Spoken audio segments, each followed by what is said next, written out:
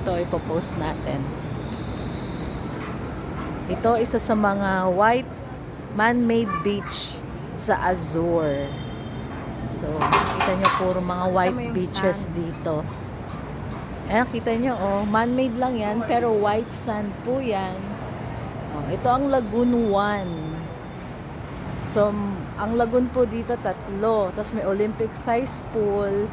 Meron din pong, ang tawag doon, wave pool doon. So, bakit ito close? Cleaning time today.